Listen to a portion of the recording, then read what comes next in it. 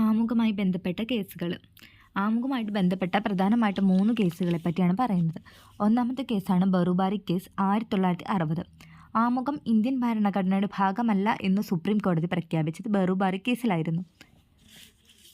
Indian ഭരണഘടനാ നിർമ്മാതാക്കളുടെ മനസ്സറിയാനുള്ള ഒരു താക്കോലാണ് ആമുഖം എന്നും സുപ്രീം കോടതി ഈ കേസിൽ അഭിപ്രായപ്പെട്ടു.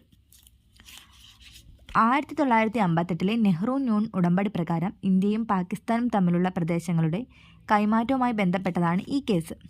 ബറൂബാരി യൂണിയൻ സ്ഥിതി ചെയ്യുന്നത് പശ്ചിമ ബംഗാളിലാണ്.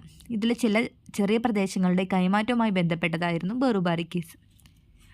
അടുത്ത കേസാണ് കേശവാനന്ദ ഭാരതി കേസ്. അത് 1973 കേശവാനന്ദ ഭാരതിയും സ്റ്റേറ്റ് ഓഫ് കേരളയും തമ്മിൽ നടക്കുന്ന കേസാണ്. ഈ കേസിൽ ആമുഖം ഭരണഘടനയുടെ ഭാഗമാണ് എന്ന് സുപ്രീം കോടതി വിലയിരുത്തി. കേശവാനന്ദ ഭാരതി കേസിലെ വിധി പ്രഖ്യാപിച്ചത് ഏപ്രിൽ 24, 1973 ഈ കേസ് എന്ന് പറഞ്ഞാൽ ഭൂപരിഷ്കരണ നിയമപ്രകാരം കാസർഗോഡിന് സമീപമുള്ള എടനീർ മഠത്തിലെ സ്വത്തുക്കൾ കേരള സർക്കാർ ഏറ്റെടുത്തതായിരുന്നു ഈ കേസിൻ്റെ തുടക്കം. മഠാധിപതിയായിരുന്നു സ്വാമി കേശവാനന്ദ ഭാരതി. ഇതിനെതിരെ സുപ്രീം കോടതി സമീപിക്കുകയായിരുന്നു.